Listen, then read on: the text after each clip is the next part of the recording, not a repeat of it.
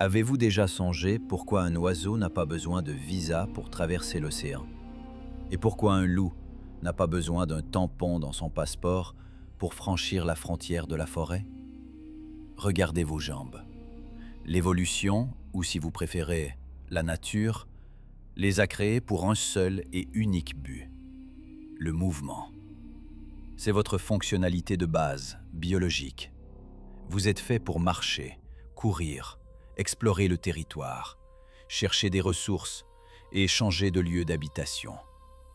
Ce droit est inscrit dans votre ADN, dans votre anatomie, dans chaque contraction de vos muscles.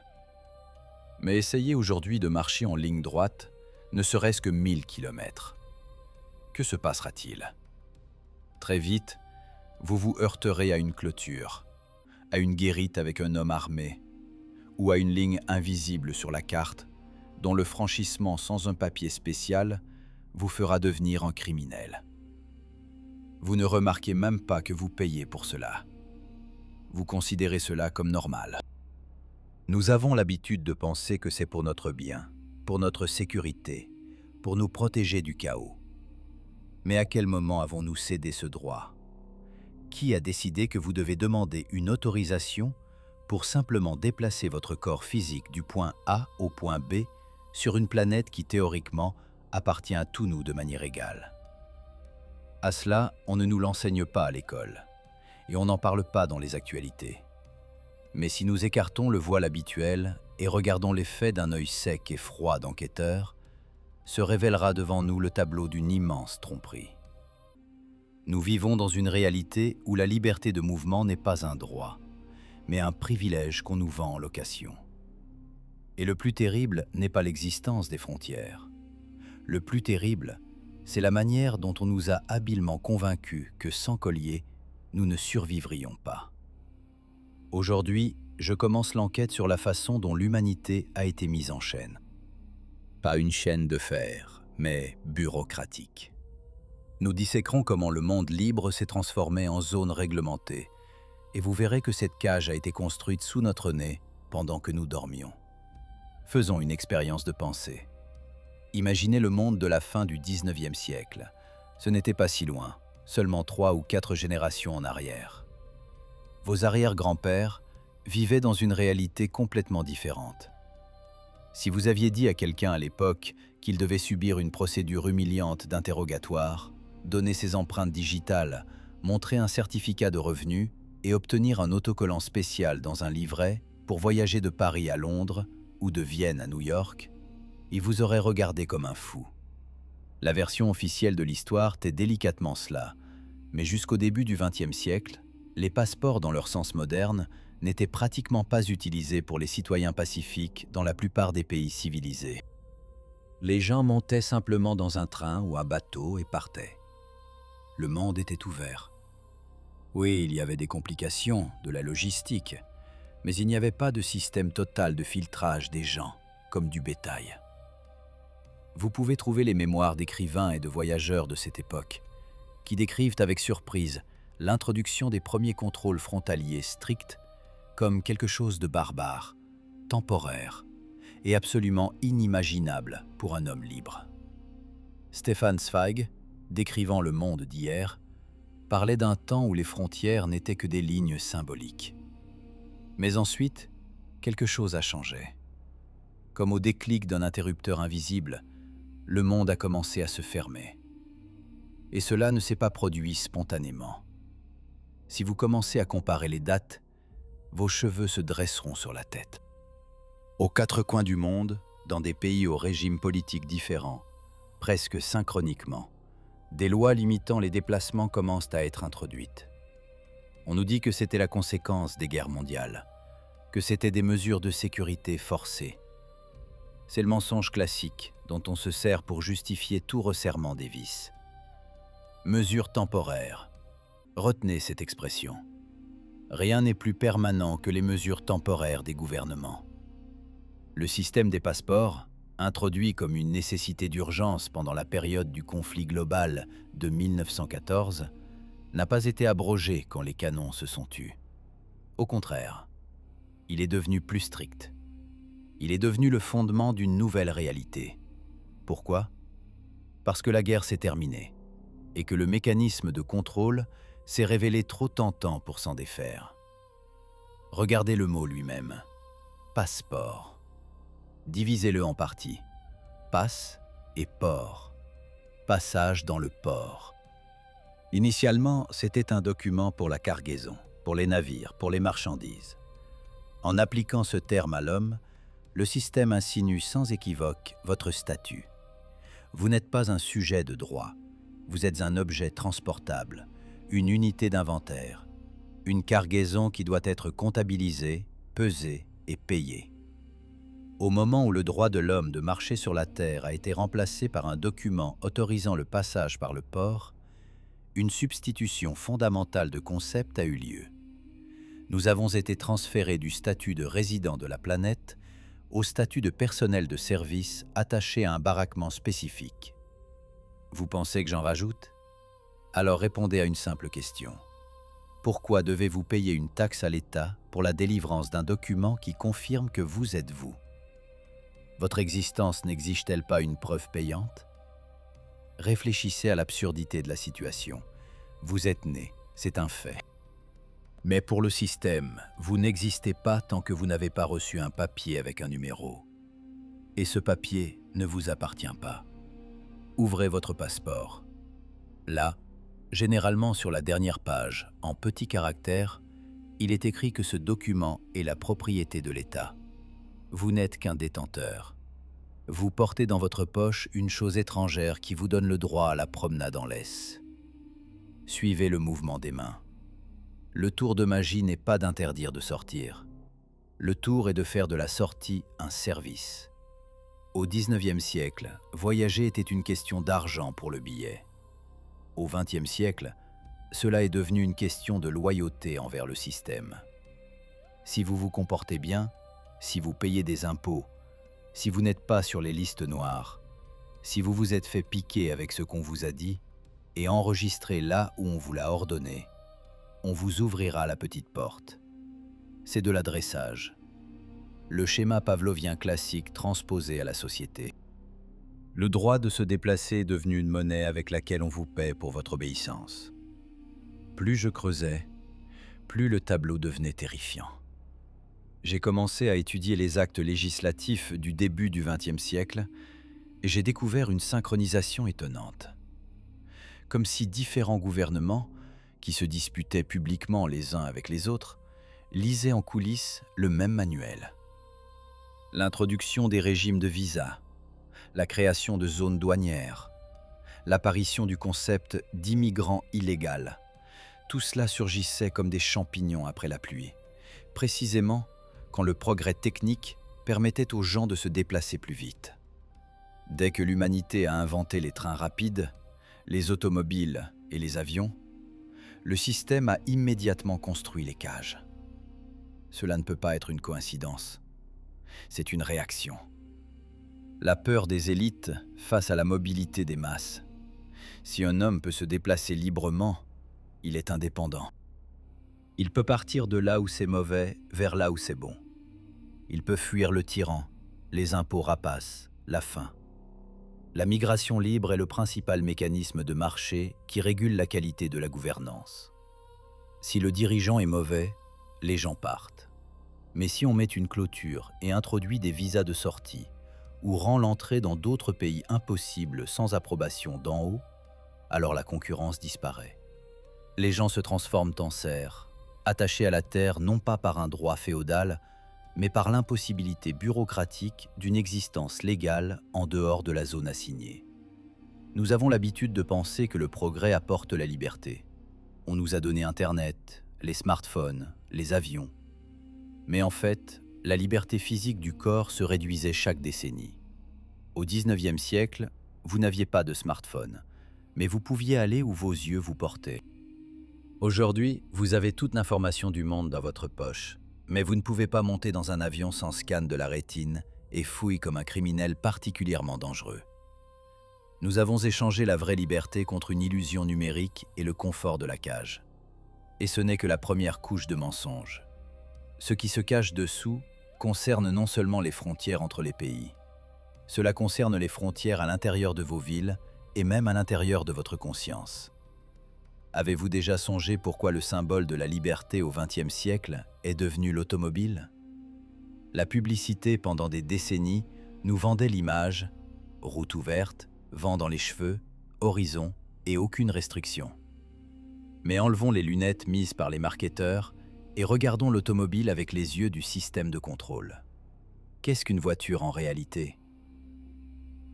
C'est une cage de fer sur roue avec un numéro d'identification unique qui se déplace dans des couloirs strictement assignés, obéissant à des milliers de règles, sous la surveillance de caméras et de radars. C'est un dispositif parfait de surveillance que vous achetez avec votre argent et que vous alimentez en carburant, dont les taxes servent à entretenir précisément la structure qui vous restreint.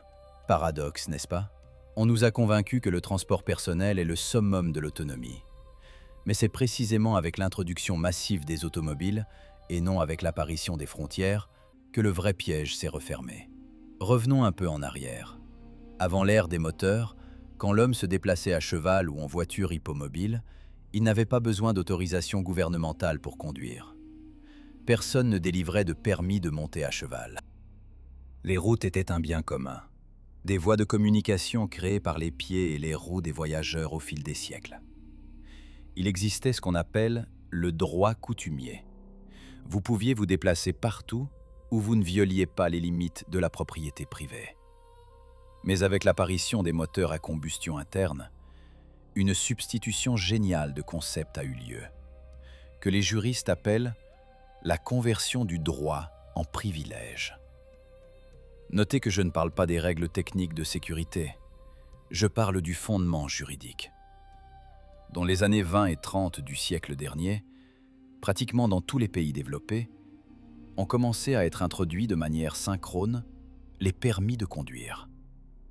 On nous dit « c'est pour la sécurité, car la voiture est une source de danger accru ». Ça semble logique. Mais si vous commencez à lire les textes des lois de cette époque, vous découvrirez une chose étrange.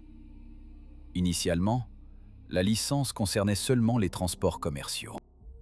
Le mot « driver », conducteur, ou opérateur dans le sens juridique, signifiait une personne s'occupant de transports rémunérés.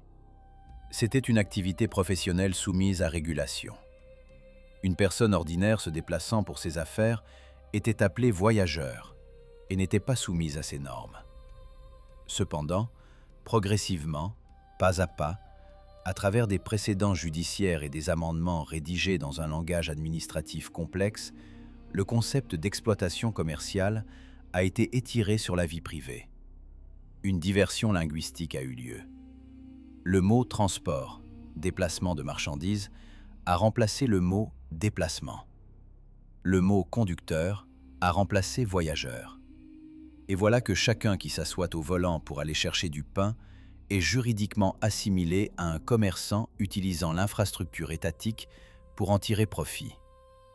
Et puisque c'est ainsi, une licence est nécessaire. Et une licence, ce n'est pas un droit, c'est une autorisation. Et une autorisation peut être révoquée. Sentez-vous la différence? Le droit, vous l'avez de naissance. L'autorisation, c'est un fonctionnaire qui vous la délivre. À partir de ce moment, vous êtes accroché à l'hameçon. Le système a obtenu un levier de pression. Comporte-toi mal, ne paie pas les amendes, ne te plie pas aux règles, et nous te retirerons la possibilité de te déplacer. Dans un monde reconstruit pour les automobiles, où les trottoirs le long des autoroutes ont disparu et les distances sont devenues immenses, la perte du permis est équivalente à une assignation à résidence. Les villes et les banlieues ont été spécialement conçues pour que vous ne puissiez pas survivre sans roue. Cela s'appelle la contrainte infrastructurelle. On vous a poussé dans des conditions où être piéton signifie être un paria, et être conducteur signifie être un donneur éternel et un sujet sous surveillance. Regardez les dates. La loi sur la circulation routière en Grande-Bretagne de l'année 30. L'introduction des permis obligatoires en Allemagne sous les nazis. L'uniformisation des règles aux États-Unis les mêmes années. Cela se produisait partout, comme selon un scénario unique. À cette période, les États ont réalisé que la route n'est pas simplement un chemin, c'est une artère du pouvoir. Celui qui contrôle la route contrôle la population. Un système d'immatriculation des véhicules a été créé. Pourquoi immatriculer votre propriété dans une base d'État? Vous n'immatriculez pas votre réfrigérateur ou votre canapé. On nous dit « pour lutter contre les vols ». Mais le taux d'élucidation des vols est ridicule. Le vrai objectif de l'immatriculation, lier l'objet au sujet. Créer une base de données des biens. La voiture est devenue le premier bien de masse transparent pour les impôts et la police. En même temps, on introduisait le système d'amende. C'est un modèle économique génial. Des règles ont été créées qu'il est impossible de ne pas violer. Essayez de traverser une mégalopole moderne sans violer une seule clause des règles de circulation routière, sans dépasser la vitesse d'1 km, sans changer de voie sur une ligne continue effacée par la pluie. C'est pratiquement impossible. Le système est construit de telle sorte que chaque participant à la circulation est potentiellement coupable. Cela crée une présomption de culpabilité. La caméra enregistre l'infraction et vous recevez une lettre de bonheur. Vous n'avez pas besoin de prouver la culpabilité au tribunal. La présomption d'innocence est ici désactivée. C'est vous qui devez prouver que vous n'êtes pas un chameau. Ainsi, la liberté de mouvement s'est transformée en source infinie de revenus pour le budget et les entreprises privées qui entretiennent les caméras. Mais ce n'est pas encore le fond. Le plus terrible s'est produit quand cette logique a été transposée des voitures aux personnes elles-mêmes. Avez-vous remarqué comment, ces dernières années, le mot « passager » est devenu la définition principale de l'homme dans les transports? Dans le métro, dans le bus, dans le train, vous êtes passager. Vous êtes un objet de transport. On vous fouille, on vous scanne aux rayons X. Les portiques de détection de métaux dans les gares n'ont pas apparu du jour au lendemain. D'abord, c'était seulement dans les aéroports, comme mesure exceptionnelle. Puis, dans les gares. Maintenant, dans les écoles et les centres commerciaux. La frontière, qui était auparavant une ligne sur la carte, se trouve maintenant à l'entrée du métro. Vous passez un contrôle frontalier tous les jours, juste pour aller au travail. C'est cela la piège systémique. Elle ne s'est pas refermée en un jour. Elle a été construite sur des décennies. D'abord, ils ont dit que le contrôle était nécessaire aux frontières des pays. Nous avons accepté. Puis ils ont dit que le contrôle était nécessaire sur les routes pour les voitures. Nous avons hoché la tête. Puis ils ont dit que le contrôle était nécessaire à l'entrée des transports. Nous nous sommes tus. Maintenant, les caméras de reconnaissance faciale pendent à chaque entrée d'immeuble. Votre visage est devenu votre billet de transport et votre numéro de dossier en même temps. Vous n'êtes plus anonyme dans la foule urbaine. Le concept de vie privée dans l'espace public est détruit. Au XIXe siècle, vous pouviez vous fondre dans Londres ou Saint-Pétersbourg et personne, sauf le concierge, ne savait où vous étiez.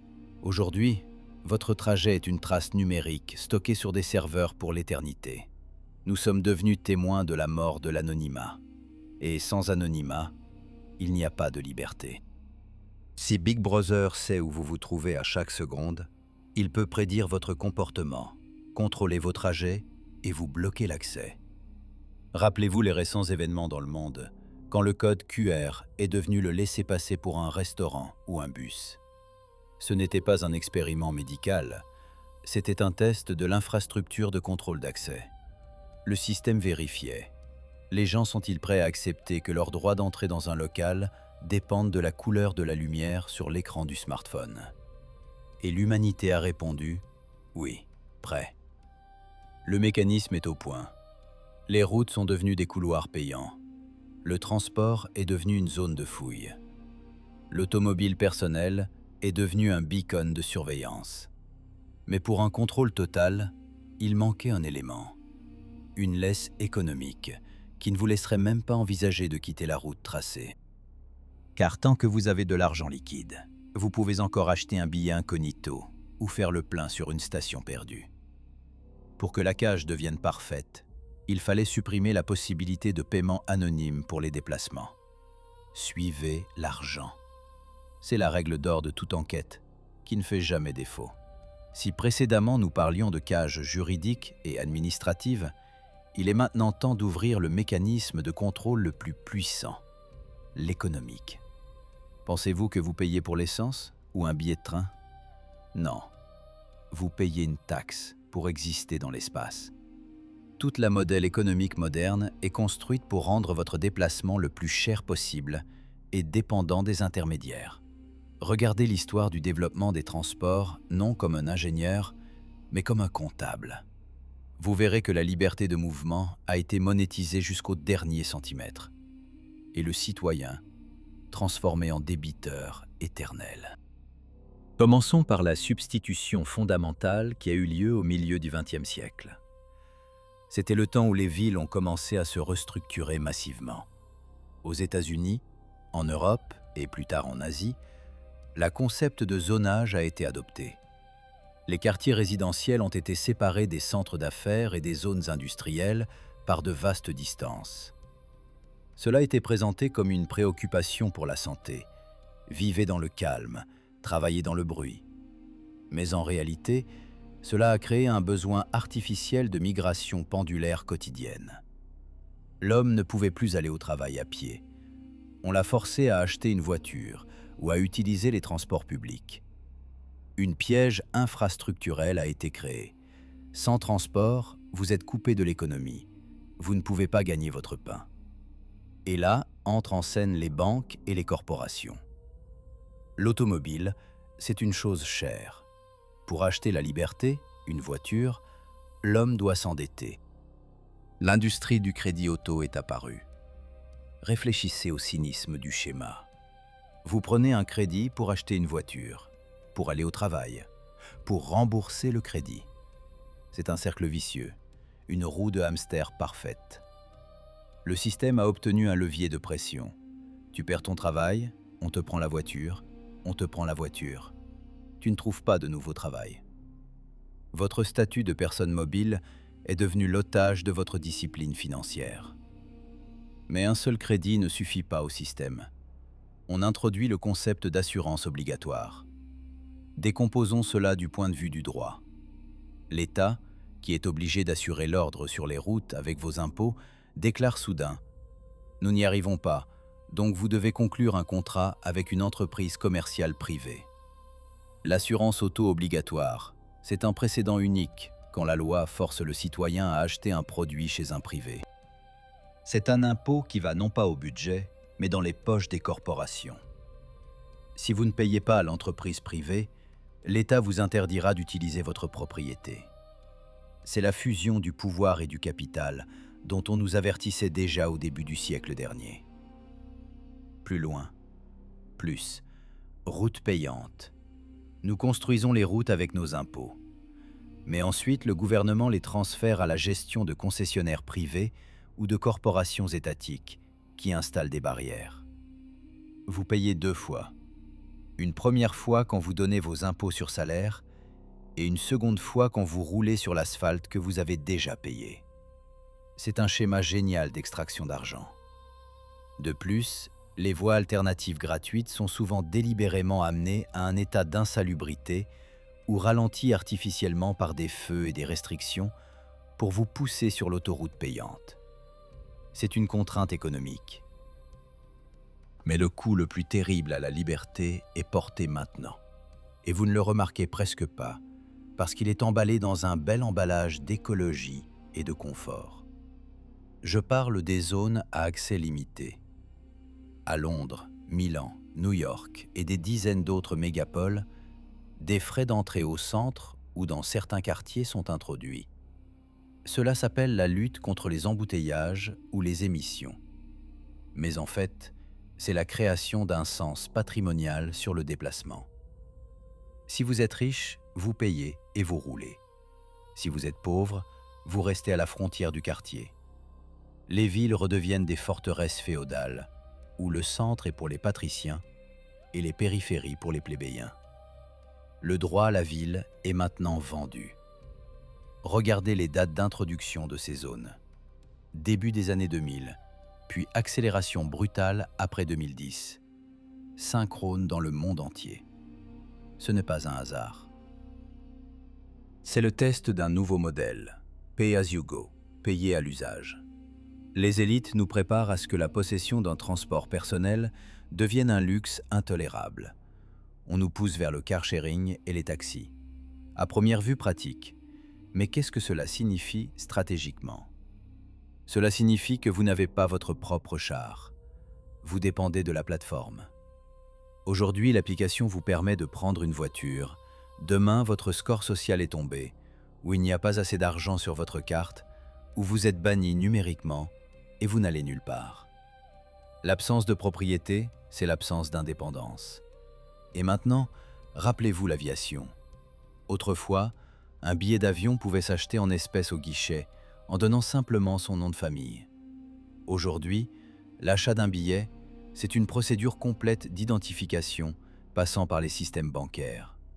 Impossible d'acheter un billet anonymement. Impossible de décoller sans trace numérique. Le système financier s'est fusionné avec le système de sécurité.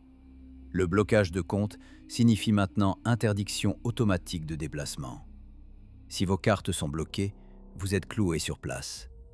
Vous ne pouvez pas acheter d'essence, un billet de train, payer le péage sur une route payante.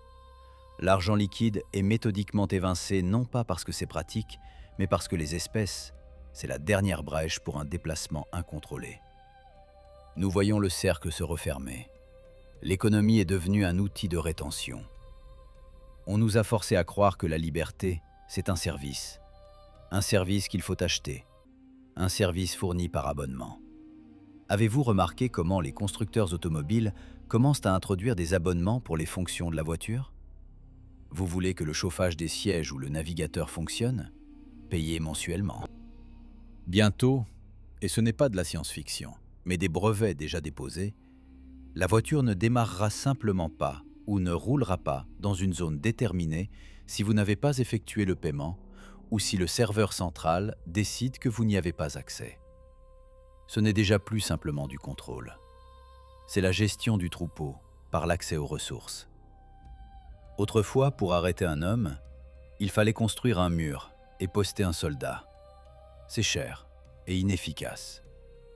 Aujourd'hui, il suffit de changer quelques chiffres dans un code bancaire ou dans un algorithme de gestion du trafic. L'homme reste sur place, convaincu que c'est juste un panne technique ou nouveau tarif. Nous avons nous-mêmes construit cette prison, en payant chaque brique avec nos impôts et nos commissions. Mais le plus terrible commencera quand ce système décidera que nous consommons trop de ressources pour nos déplacements. Nous sommes arrivés au bord même du terrier du lapin. Si auparavant nous parlions de comment le système a été construit, maintenant nous verrons comment il s'est refermé. Le piège a fonctionné, non pas quand on a installé les caméras, mais quand nous avons volontairement accepté de remplacer la réalité physique par une simulation numérique.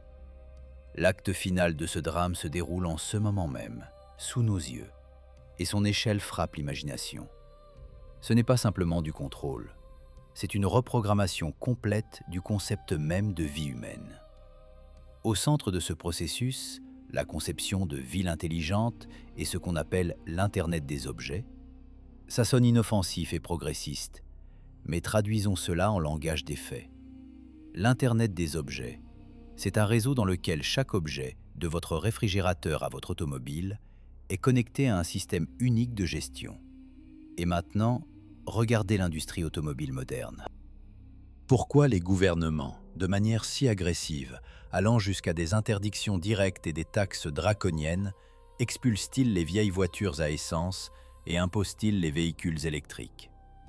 On nous parle d'écologie. Mais n'importe quel ingénieur vous dira que l'empreinte carbone de la production des batteries est colossale. Il ne s'agit pas du climat. Il s'agit de l'architecture de contrôle. Un vieux Jeep diesel, c'est une forteresse autonome. On peut le ravitailler avec un bidon, le réparer à coups de masse, et il ira là où vous tournerez le volant. Il n'a pas de cerveau connecté au serveur d'une corporation. Il n'est pas contrôlable de l'extérieur. La voiture électrique moderne, c'est un gadget sur roue.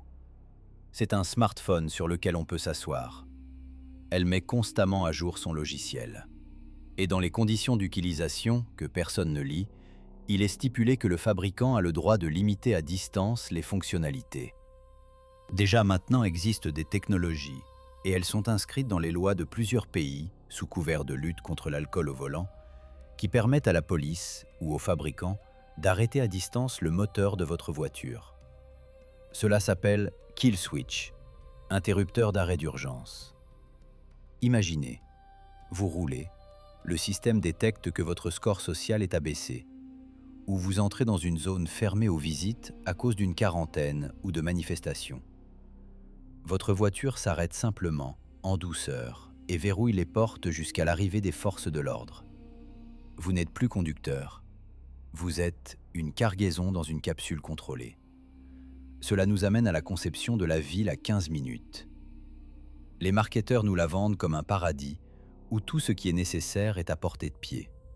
Magasins, écoles, travail, tout à côté. À quoi vous sert une voiture? À quoi vous sert d'aller à l'autre bout de la ville? Mais cette médaille a son revers. En Grande-Bretagne et dans d'autres pays d'Europe, on teste déjà des systèmes où la ville est divisée en secteurs et les déplacements entre eux en transport personnel sont limités un certain nombre de fois par an. Vous dépassez la limite, payez une amende énorme. Ce n'est pas une préoccupation pour le confort, c'est un ghetto numérique. On vous habitue à vivre dans des alvéoles.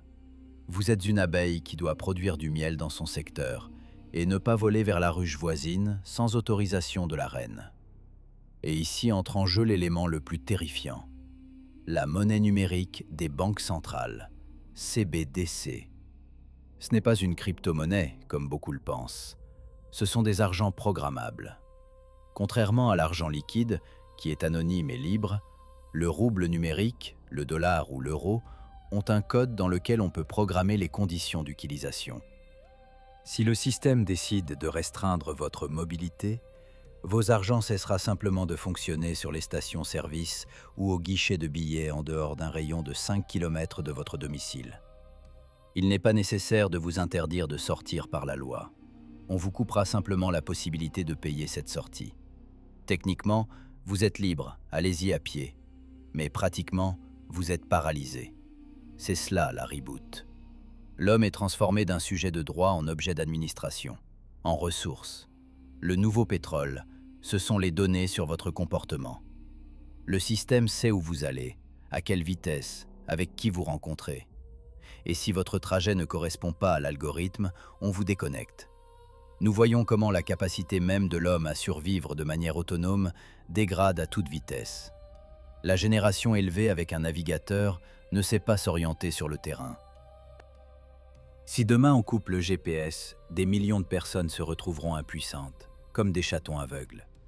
Nous avons perdu les compétences de réparation, les compétences de lecture de cartes, les compétences d'endurance physique.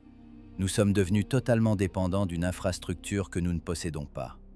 Rappelez-vous la pandémie, c'était la répétition générale.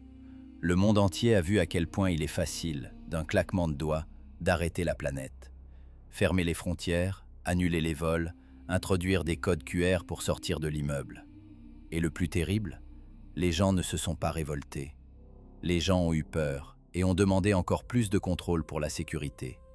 Le système a compris, le mécanisme fonctionne. La peur, c'est le meilleur geôlier. Maintenant que les essais ont été passés, les vis seront serrées sous prétexte de crise climatique.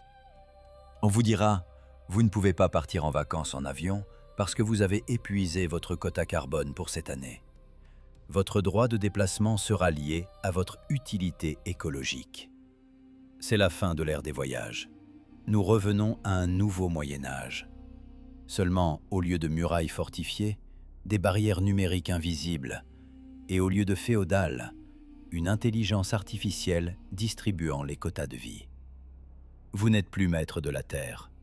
Vous êtes locataire de l'espace. Et le contrat de location peut être rompu à tout moment d'un ordre unilatéral. La cage s'est refermée.